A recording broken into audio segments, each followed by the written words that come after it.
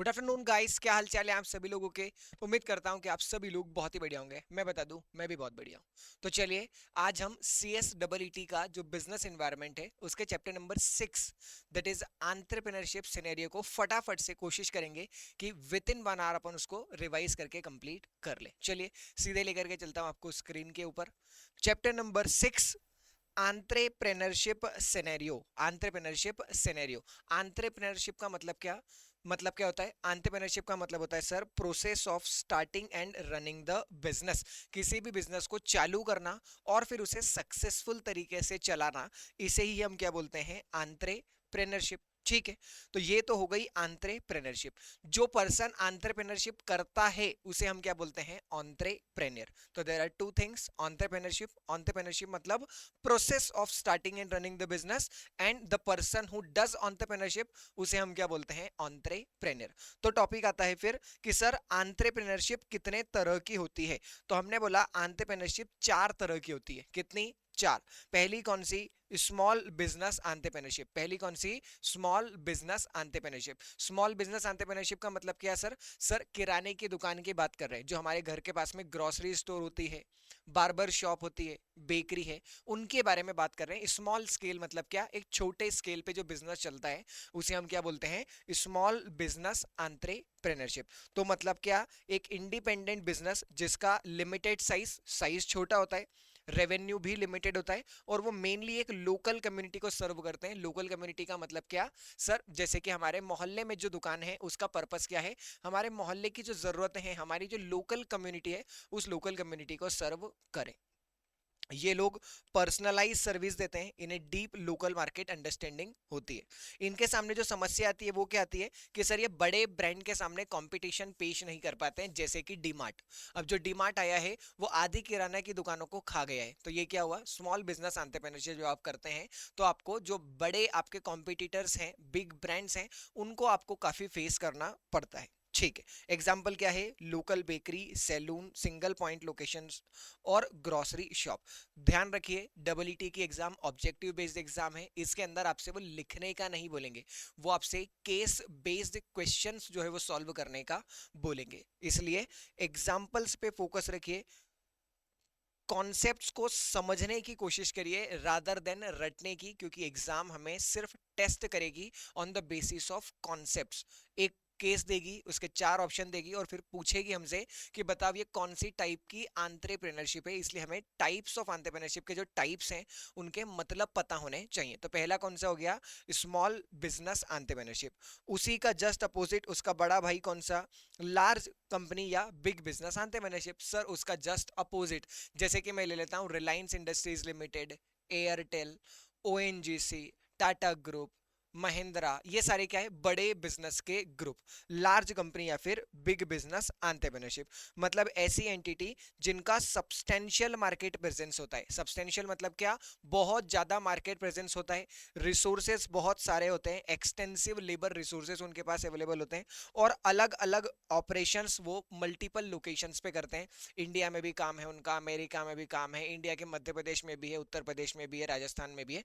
अलग अलग multiple location से काम करते हैं।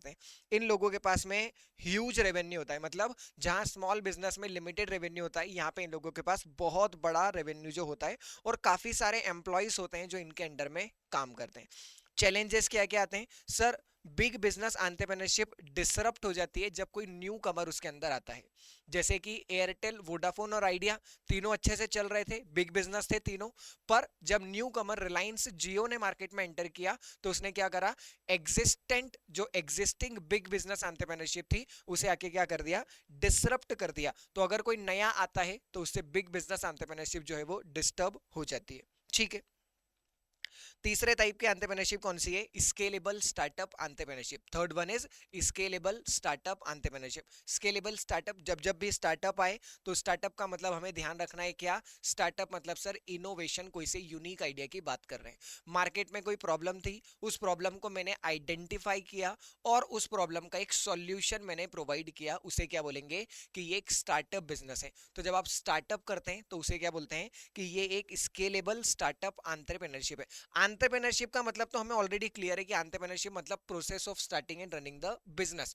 वो कौन सा बिजनेस है सर? वो स्टार्टअप वाला बिजनेस है, तो उसे क्या बोलेंगे? Scalable startup entrepreneurship. यहाँ पे यूनिक प्रोडक्ट और यूनिक सर्विसेज जैसे कि जोमेटो हो गया, पेटीएम हो गया, रैपिडो हो गया, ये सब क्या है? नए स्टार्टअप थे जिन्होंने एक मार्केट की प्रॉब्लम को आइडेंटिफाई किया और फिर उसका सॉल्यूशन हमें प्रोवाइड किया। चैलेंजेस क्या आते हैं सर? स्टार्टअप चलाने के लिए आपको काफी सारे पैसे की जरूरत पड़ती है, इनिशियल कैपिटल बहुत सारी रिक्वायर्ड होती है। चौथे टाइप की एंटरप्रेन्योरशिप कौन सी है सर? फोर्थ टाइप की एंटरप्रेन्योरशिप है सोशल एंटरप्रेन्योरशिप। पहला कौन सा पढ़ा? स्मॉल बिजनेस, दूसरा बिग बिजनेस, तीसरा स्केलेबल स्टार्टअप एंटरप्रेन्योरशिप और चौथा सोशल एंटरप्रेन्योरशिप। सोशल एंटरप्रेन्योरशिप मतलब क्या सर? सोसाइटी की एंटरप्रेन्योरशिप, मतलब हम ऐसा बिजनेस करना चाहते हैं जिसमें हमारा ऑब्जेक्टिव प्रॉफिट कमाना नहीं है, हमें तो समाज की भलाई करनी है। Entrepreneurial activity focused on creating social impact, हमें तो लोगों की भलाई करनी है, इसके लिए हमने एक बिजनेस चालू किया, तो उसे हम क्या बोलेंगे कि ये क्या है? एक सोशल एंटरप्रेन्योरशिप है। नॉन प्रॉफिट सेक्टर, हमारा मकसद क्या है? कि हम एक पॉजिटिव इंपैक्ट क्रिएट करें सोसाइटी के ऊपर, rather than just earning the profit. हमें प्रॉफिट नहीं कमाना, हमें तो सोसाइटी पे एक पॉजिटिव इफेक्ट छोड़ना है, पॉजिटिव इंपैक्ट छोड़ना है। इस नजरिए से हमने हमारा बिजनेस चालू किया है। जैसे कि अमूल, अमूल जब चालू हुआ था तो क्यों चालू हुआ था? कुछ फार्मर्स को जब अपना एग्रीकल्चर प्रोड्यूस बेचने में दिक्कत आ रही थी, तो उस चीज को रिजॉल्व करने के लिए उन लोगों ने ग्रुप बनाया और वो ग्रुप आज बड़ा चल के कितना हो गया है? अमूल जितना फैल गया है। ठीक, तो हमने क्या पढ़ा सर? एंटरप्रेन्योरशिप का मतलब क्या? Process of starting and running the business. Entrepreneurship जो करता है उसे एंटरप्रेन्योर बोलते हैं। एंटरप्रेन्योरशिप चार तरह की होती है: small business, big business, scalable startup और चौथी कौन सी? Social entrepreneurship. इसके बाद आगे बढ़ते हैं। क्या सर जैसे एंटरप्रेन्योरशिप के टाइप्स होते हैं वैसे ही एंटरप्रेन्योर के भी टाइप होते हैं, मतलब बिजनेस पर्सन जो बिजनेस करता है क्या उसके भी अलग अलग टाइप्स होते हैं? मैंने बोला हाँ। सबसे पहला होता है इनोवेटिव एंटरप्रेन्योर। देखो वापस से बोल रहा हूं, ध्यान रखो इन चीजों के ऊपर, जो वर्ड है उन वर्ड्स का मीनिंग समझो, याद नहीं करना। वो तो आपको वहां पे केस देंगे और पूछेंगे कि बताओ ये कौन से टाइप का एंटरप्रेन्योर है, तो वो कब बता पाओगे? जब आपको मीनिंग क्लियर होगा तब। इनोवेटिव एंटरप्रेन्योर का मतलब क्या सर? इनोवेटिव एंटरप्रेन्योर मतलब वो एंटरप्रेन्योर जो स्टार्टअप एंटरप्रेन्योरशिप करता है, मतलब कुछ नया आइडिया। इनोवेटिव का मतलब होता है कुछ नया आइडिया, कुछ नया प्रोडक्ट या नया सर्विस अब जब मार्केट में देते हैं तो आपको हम क्या बोलेंगे कि आप एक इनोवेटिव एंटरप्रेन्योर है। ठीक है, जैसे पेटीएम हो गया, बुक माई शो, इनके जो ओनर हैं जिन्होंने ये चालू किया उन्हें हम क्या बोलेंगे कि ये लोग कौन है? Innovative entrepreneur. Second one is imitating entrepreneur.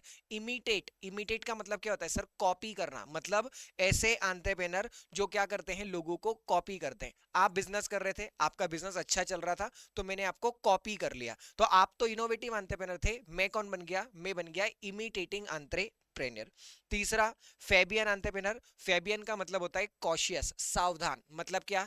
ऐसे बिजनेस पर्सन जो फूक फूक कर कदम रखते हैं, बिल्कुल कुछ भी नया करने से पहले रुकते हैं, देखते हैं कि मार्केट में क्या चल रहा है। जब उन्हें तसल्ली हो जाती है कि हाँ ये अप्रोच अच्छी है, गारंटीड है, इसमें रिस्क कम है, उसके बाद ही वो इस बिजनेस के अंदर एंटर करते हैं, तो उन्हें हम क्या बोलते हैं कि ये कौन है? Fabian entrepreneur. चौथा कौन सा? Drone entrepreneur. ड्रोन मतलब क्या सर? ड्रोन मतलब वो एंटरप्रेन्योर जो डाई हार्ड कंजर्वेटिव्स होते हैं, जिद्दी एंटरप्रेन्योर जिनको हम बोलते हैं, उन्हें क्या बोलते हैं? Drone entrepreneur. मतलब क्या?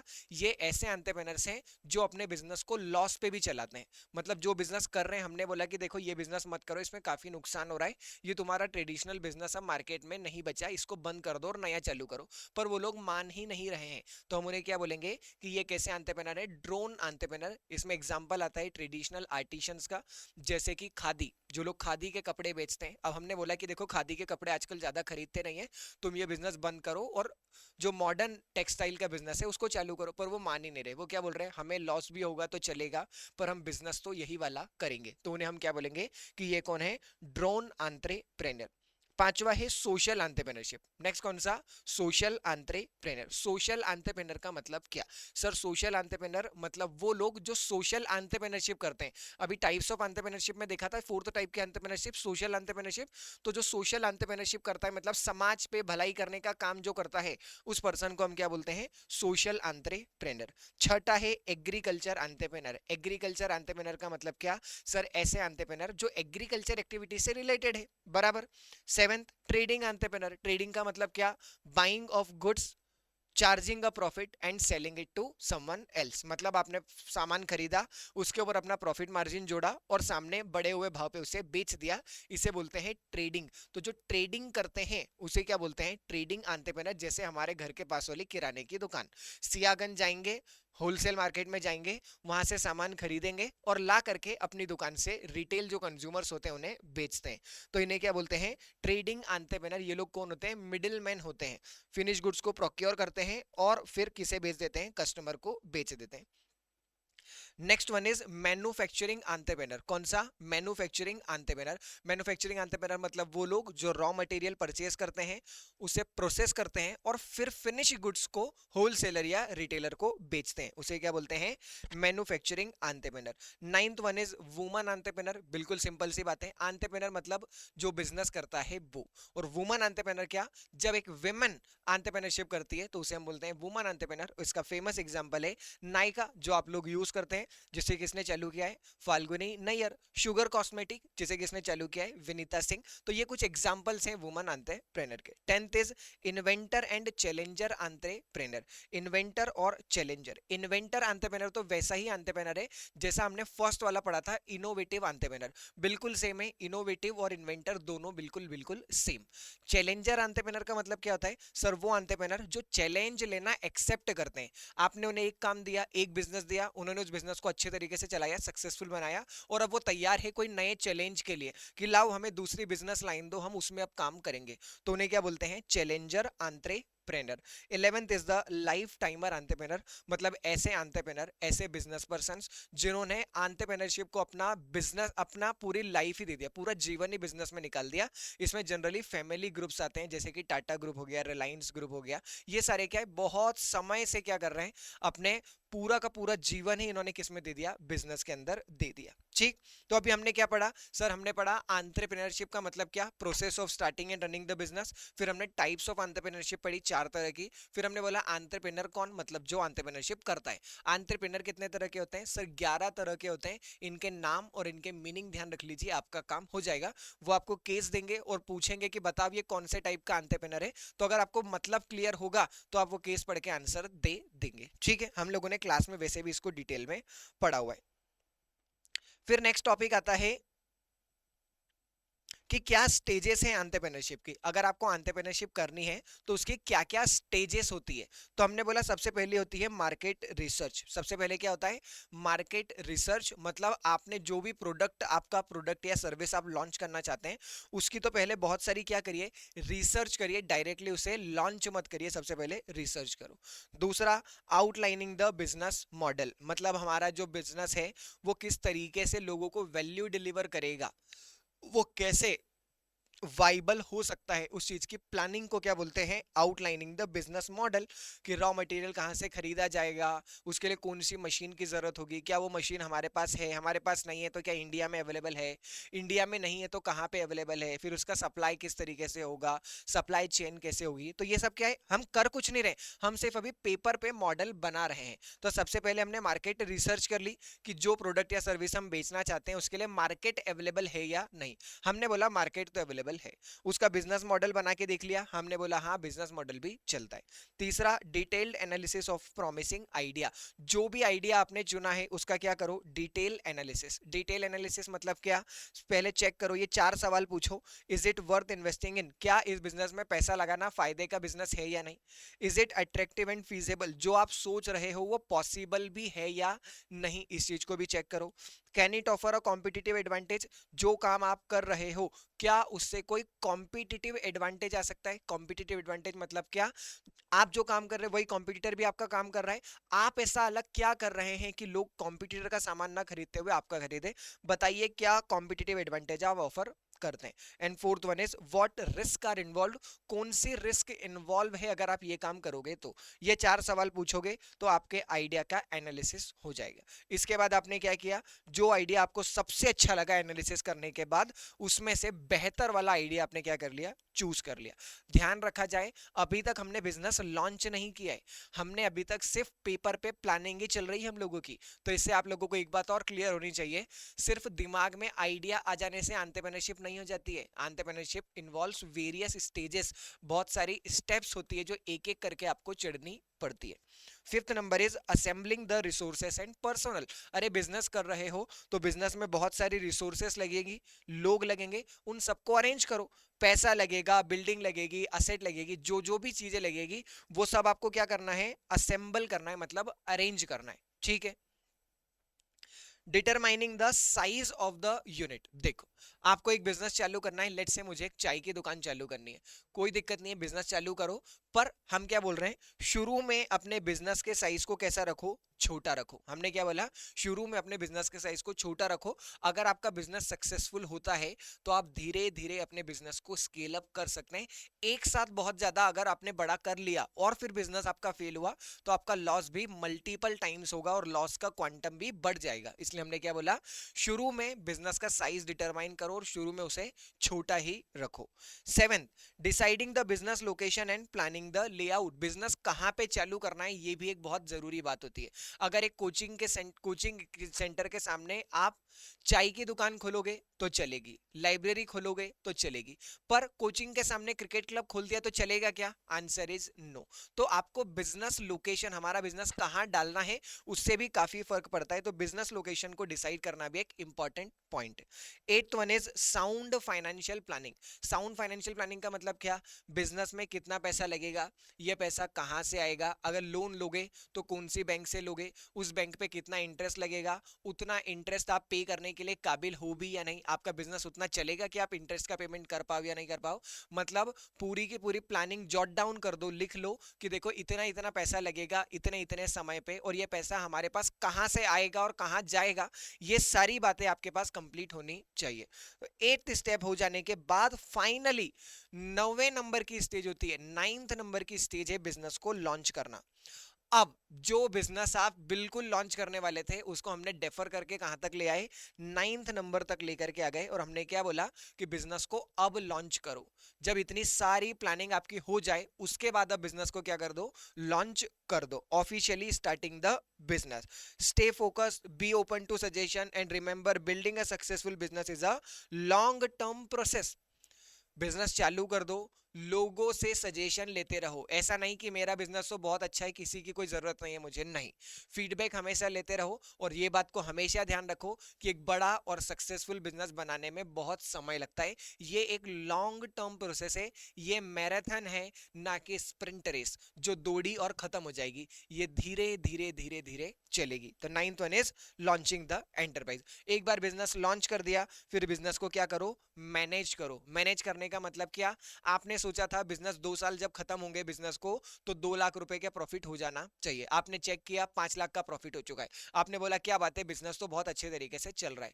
उसके अपोजिट आपने देखा 2 लाख का प्रॉफिट होना चाहिए था, हुआ मात्र 50,000 का। इसका मतलब बिजनेस सही डायरेक्शन में नहीं चल रहा है, और अब जरूरत है कि बिजनेस को बंद कर दिया जाए या चेक किया जाए कि बिजनेस में क्या गलत हो रहा है। हार्वेस्टिंग, अगर आपको ऐसा लगता है कि बिजनेस सही तरीके से नहीं चल रहा है, जैसा हमने सोचा था, प्लान किया था, एक्चुअल ग्रोथ वैसी नहीं है, तो इट इज बेटर कि बिजनेस को बंद कर दो। लॉस करने से अच्छा है बिजनेस को बंद कर दिया जाए। तो एक अच्छा डिसीजन आप वहां पर लीजिए। तो ये हो गया हार्वेस्टिंग। ठीक। तो ये हमने बात करी कि एंटरप्रेन्योरशिप मतलब क्या, एंटरप्रेन्योर कितने तरह के होते हैं, एंटरप्रेन्योरशिप कितने तरह की होती है। फिर हमने बोला एंटरप्रेन्योरशिप अगर आपको करना है तो उसमें कितनी स्टेजेस इन्वॉल्व होती है। हमने बोला एंटरप्रेन्योरशिप में बहुत सारी स्टेजेस जो है वो इन्वॉल्व होती है। फिर एंटरप्रेन्योरशिप की बहुत छोटी मोटी सी बातें दी हुई है कि एंटरप्रेन्योरशिप के अंदर इनोवेशन होता है, क्रिएटिविटी होती है। एंटरप्रेन्योरशिप में आपको बहुत सारे रिस्क लेनी पड़ती है, जब आप वो रिस्क लेते हो तो फिर आप कुछ अचीव भी बाद में उसके बाद कर पाते हो। ऑर्गेनाइजेशन और मैनेजमेंट आपको करना होता है, अपने बिजनेस के अंदर जो असेट होती है उन्हें मैनेज करना, बिजनेस के अंदर जो लोग होते हैं उन्हें मैनेज करना, ऑर्गेनाइज करना, मार्केट रिसर्च करना, ये सारी चीजें क्या है आपको करनी पड़ती है। नए चेंज लेकर के आना होता है, अपने बिजनेस के अंदर नया चेंज लाना पड़ता है अगर आपको कोई अच्छा बिजनेस बनाना है तो ये सारी चीजें क्या है, ये सारे फंक्शंस हैं या आप बोल सकते हैं कैरेक्टरिस्टिक है, फीचर्स हैं किसके, एंटरप्रेन्योरशिप के। अब हम बढ़ते हैं, सर एंटरप्रेन्योरशिप को बूस्ट कब मिला? हमने बोला एंटरप्रेन्योरशिप को मेजर बूस्ट मिला 1991 में, जब government new economic policy that is liberalisation, privatisation, globalisation लेकर के आई। उसके अंदर लिबरलाइजेशन में गवर्नमेंट ने क्या किया? सर लिबरलाइजेशन करना मतलब दयालु बनना। गवर्नमेंट ने क्या किया? प्राइवेट सेक्टर में इन्वेस्टमेंट बढ़े, इसके लिए प्रोविजंस लाए। प्रोविजंस लाए मतलब क्या किया? सर इन लोगों ने थोड़े से इजी रिलैक्सेशन नॉर्म्स जो है वो लेकर के आए कि अगर आपको बिजनेस करना है तो बहुत ज्यादा लाइसेंस नहीं लेने पड़ेंगे, आसानी से आप बिजनेस चालू कर सकते हैं, हम आपको बिजनेस चालू करने पर ये इंसेंटिव देंगे। तो ये सारी चीजें क्या है? लिबरलाइजेशन है। हमने अलाउ किया कि प्राइवेट और नॉन इंडियन बैंक भी इवन अब इंडिया के अंदर ऑपरेट अच्छे से कर पाए। सेकंड हम लाए एलपीजी के अंदर प्राइवेटाइजेशन। लिबरलाइजेशन लाए, उसके बाद क्या लाए? प्राइवेटाइजेशन। प्राइवेटाइजेशन का मतलब क्या? जो काम गवर्नमेंट करती थी वो बोला अब गवर्नमेंट नहीं करेगी, अब उसे कौन करेगा? प्राइवेट सेक्टर करेंगे, जिसे हम क्या बोलते हैं? डिसइन्वेस्टमेंट। हमने क्या किया? डिसइन्वेस्टमेंट किया पब्लिक फर्म का। पब्लिक फर्म मतलब क्या? जिसमें गवर्नमेंट का इन्वेस्ट होता है वो। तो इससे क्या हुआ? इससे गवर्नमेंट का बर्डन भी कम हुआ और गवर्नमेंट ने बोला कि हम मैनेज करने का काम करते हैं, देश को मैनेज करने का काम करते हैं, बिजनेस कौन करेगा? Private sector. तो इसे क्या बोलते हैं? प्राइवेटाइजेशन। इससे क्या हुआ? सर इससे बिजनेस एक्टिविटी बूस्ट हुई इंडिया के अंदर। Liberalisation, privatisation. तीसरा ग्लोबलाइजेशन। ग्लोबलाइजेशन का मतलब होता है making the world a global village. मतलब क्या? हमने पूरी दुनिया को ही एक ग्लोबल विलेज बना दिया, मतलब कोई बॉर्डर नहीं, कुछ नहीं, सब सभी के साथ मिलकर के बिजनेस करेंगे। मिलकर के बिजनेस करेंगे मतलब क्या? बाहर के लोग इंडिया में आकर के बिजनेस करेंगे, इंडिया के लोग बाहर जाकर के बिजनेस करेंगे। इसे क्या बोलते हैं? ग्लोबलाइजेशन। तो हमने बाहर का पैसा, जिसे क्या बोलते हैं? Foreign direct investment, foreign portfolio investment, इन सभी को वेलकम किया। हमने लोगों को बुलाया कि आओ भाई, आओ भाई, आओ भाई, इंडिया में बिजनेस करो। ये कब बोला हमने? 1991 के अंदर। और हमने स्पेशल इकोनॉमिक जोन्स बनाए। क्या बनाए? SEZ, special economic zone. Sir special economic zone और इकोनॉमिक कॉरिडोर्स बनाए मतलब क्या? सर ये ऐसी जगह हमने डेसिग्नेट करी कि अगर यहां आकर के आप बिजनेस करोगे तो आपको बहुत फायदा मिलेगा, हम आपसे 5 साल टैक्स नहीं लेंगे, हम आपके ऊपर इंपोर्ट ड्यूटी नहीं लगाएंगे। मतलब हमने फायदे देना चालू करा। क्यों? ताकि हम चाहते थे कि बाहर के लोग इंडिया में आकर के बिजनेस करें। जब बाहर के लोग इंडिया में आएंगे तो बाहर का पैसा इंडिया में आएगा और अल्टीमेटली इंडिया का क्या होगा? डेवलपमेंट होगा। इस ग्लोबलाइजेशन की वजह से इंडिया एक एडवांस टेक्नोलॉजी हब बन गया। क्यों? क्योंकि बाहर की टेक्नोलॉजी इंडियन टेक्नोलॉजी के साथ इंटीग्रेट हुई और हमें इसका फायदा मिला और इंडिया ग्लोबल टेक्नोलॉजी हब बन करके उभरा। ठीक। एंटरप्रेन्योरशिप को इंडिया में बूस्ट कब मिला? 1991 में, जब गवर्नमेंट न्यू इकोनॉमिक पॉलिसी लाई और न्यू इकोनॉमिक पॉलिसी के अंदर लिबरलाइजेशन, प्राइवेटाइजेशन और ग्लोबलाइजेशन गवर्नमेंट लेकर के आई। फिर हमने बोला कि अरे गवर्नमेंट, तुमने एंटरप्रेन्योरशिप को इंडिया में बढ़ाने के लिए क्या किया? हम गवर्नमेंट के पास गए, गेट बजाया और हमने गवर्नमेंट से पूछा कि इंडिया में एंटरप्रेन्योरशिप बढ़े, इसके लिए तुम क्या कर रहे हो? तो गवर्नमेंट ने हमें पास में बिठाया और बोला कि सुनो, हमने एक पॉलिसी लॉन्च करी है जिसका नाम क्या है? Make in India. हमने एक पॉलिसी लॉन्च करी जिसका नाम क्या है? Make in India. Make in India के अंदर हमारा ऑब्जेक्टिव है कि इंडिया को ग्लोबल मैन्युफैक्चरिंग हब में ट्रांसफर किया जाए। क्या किया जाए? इंडिया को ग्लोबल मैन्युफैक्चरिंग हब में ट्रांसफॉर्म किया जाए। इसका मतलब क्या? इसका मतलब हम चाहते हैं इंडिया में ज्यादा से ज्यादा, इंडिया में ज्यादा से ज्यादा मैन्युफैक्चरिंग हो, ऐसी हमारी इच्छा है। इसके लिए हमने पॉलिसी लॉन्च करी मेक इन इंडिया। हमने बोला पॉलिसी लॉन्च करने से काम चल जाएगा क्या? उन्होंने बोला पॉलिसी के अंदर हमने 25 सेक्टर्स को आइडेंटिफाई किया है। हमने 25 सेक्टर को आइडेंटिफाई किया है, जैसे ऑटोमोबाइल, इलेक्ट्रॉनिक, फूड प्रोसेसिंग। और क्या बोला कि अगर आप इन सब की मैन्युफैक्चरिंग करोगे, इन सब की मैन्युफैक्चरिंग करेंगे तो हम आपको अलग अलग फायदे देंगे। क्या देंगे? इंसेंटिव देंगे। कब? जब आप इन 25 की सेक्टर के अंदर मैन्युफैक्चरिंग करेंगे तब। साथ ही साथ हमने बोला बिजनेस का रजिस्ट्रेशन हमने ऑनलाइन कर दिया, सिंगल विंडो क्लियरेंस दे दी। मतलब क्या? बिजनेस करना आसान बनाया, बिजनेस करना आसान बनाया। तो गवर्नमेंट ने बोला हम मेक इन इंडिया पॉलिसी लाए। हमने क्या किया? हमने फॉरेन डायरेक्ट इन्वेस्टमेंट जो है वो इंक्रीज किया। हमने क्या किया? फॉरेन डायरेक्ट इन्वेस्टमेंट की लिमिट को इंक्रीज किया। ठीक है। प्राइवेट सेक्टर को बूस्ट मिला, लोकल और फॉरेन इन्वेस्टमेंट इंडिया के अंदर आया। तो गवर्नमेंट ने बोला देखो भाई, इंडिया के अंदर इन्वेस्टमेंट बढ़े, इसके लिए हम एक पॉलिसी लेकर के आए हैं जिसका नाम क्या है? Make in India. जिसका नाम क्या है? Make in India. जिसके अंदर गवर्नमेंट क्या करती है? जिसके अंदर गवर्नमेंट क्या करती है? मैन्युफैक्चरिंग को बढ़ावा देती है। कि ज्यादा से ज्यादा इंडिया के अंदर मैन्युफैक्चरिंग हो, और जब इन 25 सेक्टर जो गवर्नमेंट ने आइडेंटिफाई किए हैं उनमें अगर आप काम करते हैं तो गवर्नमेंट आपको बहुत सारा फायदा देती है, रजिस्ट्रेशन आसान बना देती है, सिंगल विंडो से क्लियरेंस मिल जाता है, एफडीआई की लिमिट भी हम लोगों ने इसके अंदर बढ़ा दी। ठीक। फिर आया second, stand up India. Second one is the stand up India. Stand up India का मतलब क्या? Sir, stand up India government की एक पॉलिसी है जिसके अंदर गवर्नमेंट क्या करती है, फाइनेंशियल सपोर्ट देती है। फाइनेंशियल सपोर्ट देने का मतलब क्या होता है, लोन देती है। किसको देती है?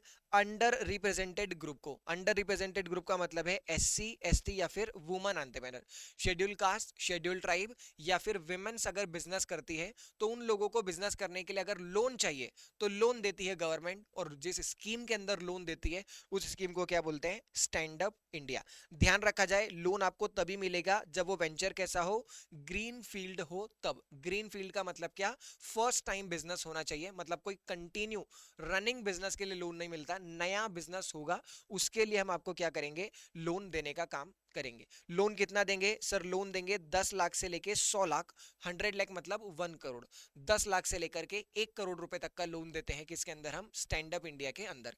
ये लोन वर्किंग कैपिटल में भी आप यूज कर सकते हैं, और टर्म लोन असेट वगैरह परचेज करनी हो तो उसमें भी आप इसे यूज कर सकते हैं। सेकेंड पॉलिसी कौन सी? Stand up India. Stand up India कब मिलती है? सर, फाइनेंशियल सपोर्ट मिलता है। किसको मिलता है? एससी एसटी और वुमेन एंटरप्रेन्योर को। कब मिलता है? जब वो ग्रीन फील्ड वेंचर करते हैं तब। ग्रीन फील्ड मतलब नया बिजनेस करते हैं तब।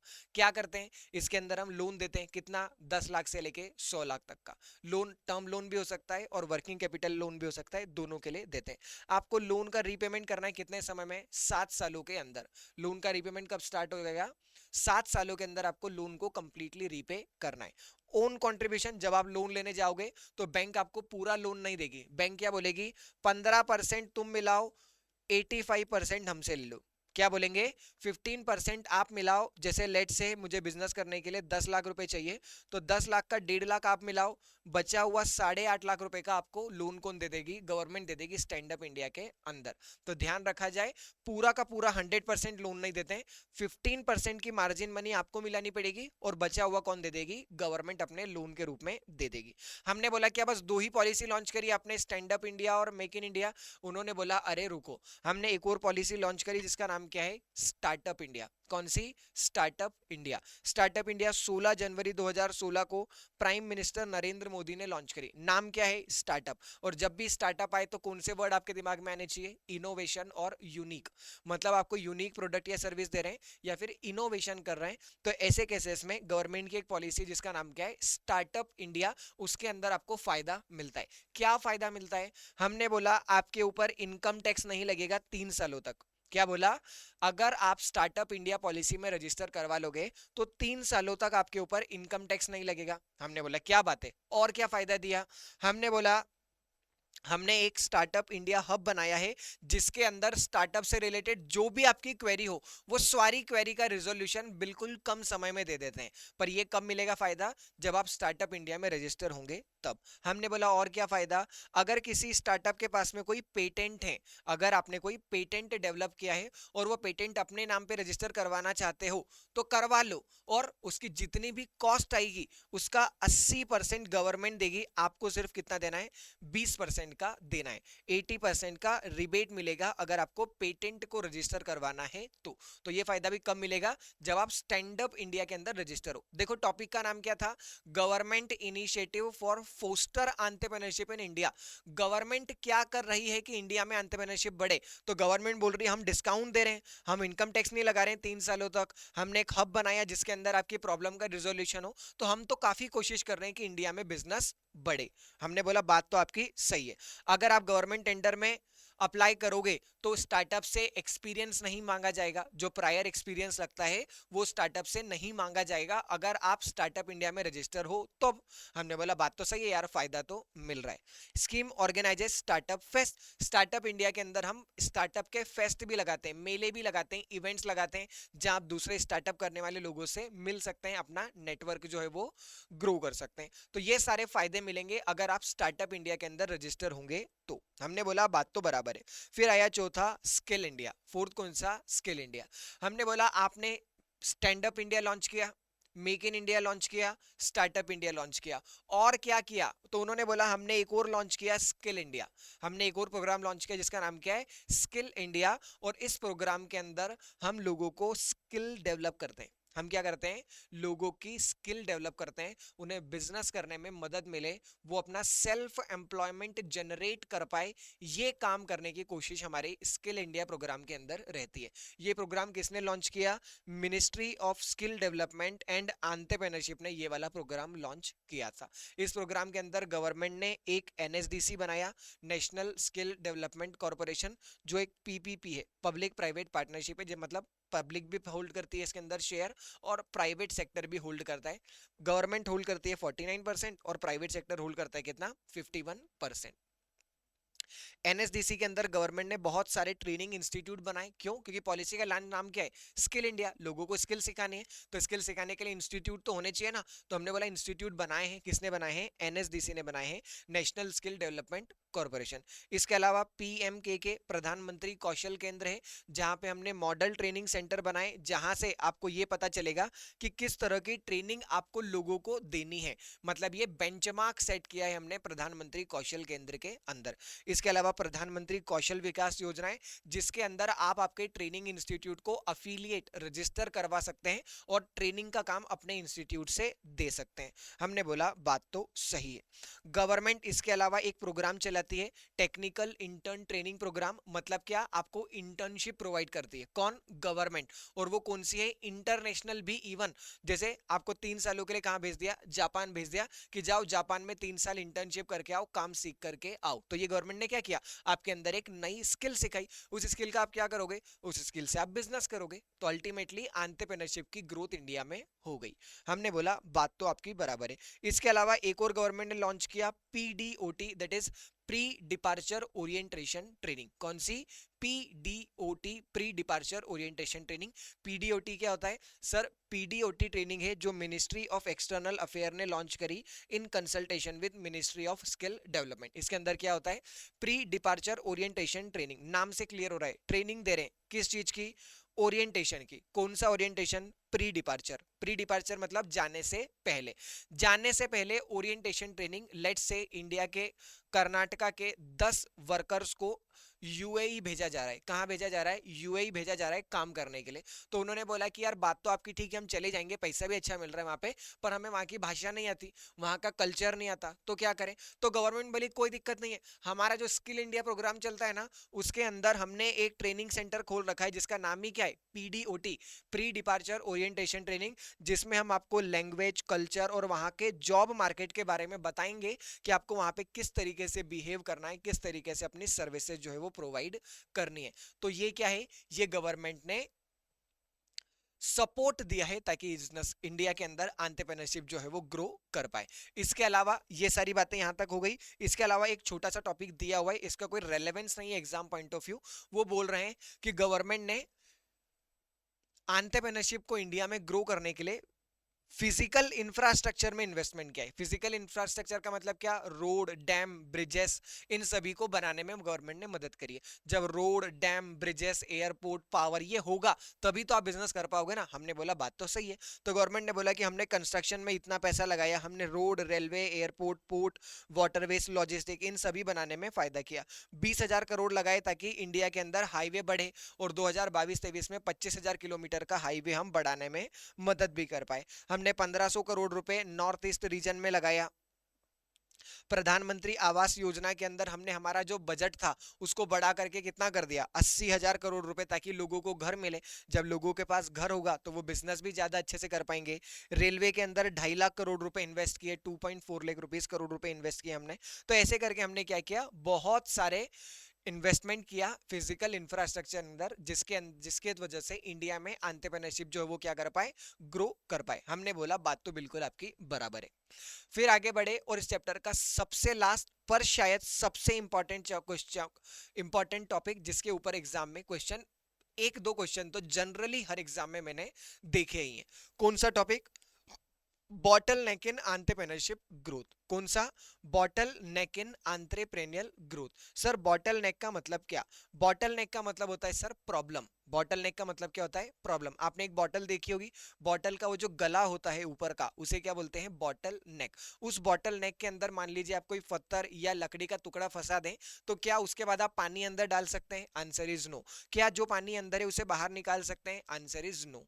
तो इसका क्या रेलेवेंस है सर? ये फालतू बातें क्यों बता रहा हूँ? ये फालतू इसलिए बता रहा हूँ कि उसे बोलते हैं बॉटल नेक, कि बॉटल की नेक में आपने क्या किया? कुछ सब्सटेंस फंसा दिया।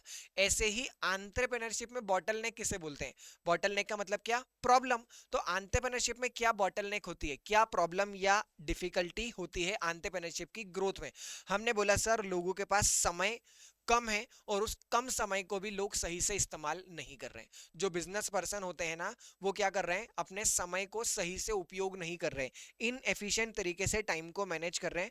एंटरप्रेन्योर को ऐसा लगता है कि समय की कोई कमी नहीं है और वो उसे अच्छे तरीके से यूज नहीं करते हैं, जबकि टाइम एक वैल्यूएबल रिसोर्सेज है जिसे आपको अच्छे से यूज करना चाहिए। अगर अच्छे से यूज करोगे तो आपका बिजनेस ग्रो करेगा। सर अच्छे से यूज कैसे करें? अच्छे से यूज ऐसे करो कि जो रिपीटेशन वाला काम है उसे ऑटोमेट कर दो। अरे एक ही एक काम तुम क्यों कर रहे हो? तुम मत करो, वो काम मशीन से करवाओ, तुम उसकी जगह कुछ और काम करो, बिजनेस को आगे बढ़ाने की सोचो। तो टेक्नोलॉजिकल टूल्स यूज करो, जैसे कि ऑटोमेशन हो गया, मशीन लर्निंग, ताकि आप टाइम वेस्टिंग जो स्टेप है, जो आपका टाइम बिना फालतू में खा रही है, उस स्टेप्स को आप क्या करें? हटा दें। हमने बोला बात तो आपकी बिल्कुल बराबर है। तो पहला बॉटलनेक कौन सा हो गया? Inefficient time management. सेकंड क्या हो गया? Lack of money. पैसे की कमी किसको नहीं है? तुम्हें भी है, मुझे भी है, बिजनेस पर्सन को भी होती है, एंटरप्रेन्योर को भी होती है। तो बिजनेस में पैसे की कमी हमेशा रहती है, तो ये भी एक रोड़ा बन सकती है जिससे आपका बिजनेस ग्रो न कर पाए। It can be a bottle neck in entrepreneurship growth. तो सर इसका क्या करें? इसका काम यह है कि आप दूसरे फंडिंग के ऑप्शन को एक्सप्लोर करो। आपके पास नहीं है, दुनिया में पैसा खत्म थोड़ी भाई, लोन ले लो, फ्रेंड से ले लो, रिलेटिव से ले लो, बैंक से ले लो, गवर्नमेंट से ले लो। तो लोन के अलग अलग ऑप्शन लो, शेयर कैपिटल रेस कर दो, डिबेंचर उठा लो। तो इस तरीके से आप क्या करो? मनी की समस्या अगर आ रही है तो उसको कैसे रिजॉल्व करना है, अलग अलग फंडिंग ऑप्शन को आपको क्या करना है? एक्सप्लोर करने का काम है। इसके अलावा too much noise. Too much noise का मतलब क्या है? अपने आसपास की सोशल मीडिया की आवाजों से प्रभावित ना हो। सोशल मीडिया में आपने सुना कि 2 साल पहले चालू हुए स्टार्टअप ने 10 करोड़ का रेवेन्यू कमा लिया, और आप बोल रहे हो कि यार देखो अपना स्टार्टअप को तो 5 साल हो गए और अभी तक अपन 1 करोड़ का रेवेन्यू भी नहीं छू पाए। तो इसलिए सोशल मार्केट जो होता है, सोशल मीडिया जो होता है, उसकी आवाजों से आपको इन्फ्लुएंस नहीं होना है। Next big thing, next big बन के अपना कोई प्रेशर क्रिएट नहीं करना है। आप आपके बिजनेस अपने हिसाब से करो, सामने वाला बिजनेस अपने हिसाब से कर रहा है, उस एक्सटर्नल आवाज से आपको इन्फ्लुएंस नहीं होना है, घबराना नहीं है, टू मच नॉइस की वजह से डिस्टर्ब नहीं होना। चौथा, स्मॉल या नॉन एग्जिस्टेंट नेटवर्क। अपने नेटवर्क को बढ़ाइए, जो दूसरे लोग बिजनेस कर रहे हैं उनसे मिलिए, अपने सप्लायर के साथ कांटेक्ट बनाइए, कस्टमर के साथ कांटेक्ट बनाइए, लोगों से मिलना जुलना चालू करिए। क्यों? क्योंकि जब नेटवर्क आपका होगा, नेटवर्क बड़ा होगा, तो अल्टीमेटली बिजनेस भी ग्रो करेगा। शुरू के कस्टमर तो हर बिजनेस को अपने आसपास वाले लोगों से ही मिलते हैं, इसलिए अपने नेटवर्क को क्या करिए? बड़ा करके रखिए। पांचवा, growing too much too soon. मतलब आपके सपने बहुत ज्यादा बड़े हैं कि एक ही दिन में मैं तो 10 करोड़ का रेवेन्यू कमा लूं, एक ही साल में मेरा तो 100 करोड़ का रेवेन्यू हो जाए, प्रॉफिट आ जाए, मस्त कार आ जाए, प्राइवेट जेट खरीद ले। ऐसे सपने मत देखो। बहुत ज्यादा बड़े बनने की कोशिश एक ही बार में करोगे तो ऐसे केसेस में आपके ऑपरेशनल चैलेंजेस जो है ना, वो मैग्नीफाई हो जाएंगे। मैग्नीफाई हो जाएंगे मतलब क्या? लोगों को दिखने लग जाएंगे। जब आपका बिजनेस सही तरीके से नहीं चलेगा ना, तो वो बाहर से लोगों को भी पता चल जाएगा कि देखो ये सही से बिजनेस नहीं चला पा रहे। क्यों नहीं चला पा रहे? जरूरत थी एक यूनिट ओपन करने की, एक ब्रांच ओपन करने की, आपने एक साथ 100 ब्रांचेस ओपन कर ली। अब 100 ब्रांचेस मैनेज कैसे करोगे? 100 ब्रांचेस मैनेज करना कोई आसान बात नहीं। इसलिए growing too much too soon, बहुत ज्यादा बड़ा एक साथ बनने की कोशिश भी आप ना करें। स्लोली स्लोली अपने आप को क्या करें? टेस्ट करें और धीरे धीरे अपने आप को स्केल अप करें। Skill shortage. आपके पास बिजनेस में स्किल्स नहीं है तो क्या करें? जो अपने एम्प्लॉय है उनको ट्रेनिंग दो, नए लोगों को हायर करो जिनके पास वो स्किल है, लोगों को मोटिवेट करो। ठीक है। इसके अलावा पॉलिसी अनसर्टेनिटी। कभी कभी हमारा बिजनेस इसलिए भी ग्रो नहीं कर पाता, क्यों? क्योंकि गवर्नमेंट की पॉलिसी कैसी होती है? अनसर्टेन होती है, कल क्या होगा किसी को पता ही नहीं। तो हम क्या करें इसमें? इसलिए हम डिमांड करते हैं कि कैसा हो? ट्रांसपेरेंट और प्रेडिक्टेबल पॉलिसी होनी चाहिए ताकि लोगों को बहुत ज़्यादा बिजनेस करने में समस्या ना आए। तो ये हमने बात कर ली कि ये वो कुछ प्रॉब्लम्स हैं जो एंटरप्रेन्योरशिप करते वक्त आपको आ सकती है, जैसे पॉलिसी अनसर्टेन है, स्किल का शॉर्टेज है, आप बहुत ज़्यादा बड़ा एक साथ बनना चाहते हैं, आपका नेटवर्क बहुत छोटा है, आप बहुत ज़्यादा बाहर की आवाज़ से परेशान हो रहे हैं, आपके पास पैसे की कमी है और आप टाइम को सही से मैनेज नहीं कर पा रहे हैं, तो ऐसे केस में आप आपके बिजनेस को बहुत ज़्यादा ग्रो जो है फिर वो नहीं कर पाएंगे। ठीक। और ये इसी के साथ चैप्टर नंबर 7 जो हम लोगों का था, chapter number 6 I am sorry, entrepreneurship scenario जो था वो हम लोगों का पूरा लगभग 40 से 45 मिनट मैंने लिए होंगे और ये वाला चैप्टर पूरा रिवाइज कर लिया। एक बार इस रिवीजन वीडियो के बाद बुक को गो थ्रू करिए क्योंकि हमने तो इंपॉर्टेंट बातें देखी है। एक बार आप रीडिंग लगाइए, जो एग्जाम्पल हम लोगों ने क्लास में डिस्कस किया था उन एग्जाम्पल को एक बार पढ़िए और इसकी आपको और अच्छे से अंडरस्टैंडिंग आएगी। जो क्वेश्चन मैंने आप लोगों को ग्रुप पे भेज रखे हैं उन क्वेश्चंस की प्रैक्टिस करिए। तो मिलते हैं चैप्टर नंबर 7 के वीडियो के साथ। Till then bye bye, have a good day. कोई भी डाउट रहे तो आप लोग मुझे व्हाट्सएप टेलीग्राम कुछ भी कर सकते हैं, कमेंट बॉक्स में पूछ सकते हैं, कोई चिंता वाली बात नहीं। तो मिलते हैं चैप्टर नंबर 7 के साथ। Till then bye bye, have a good day.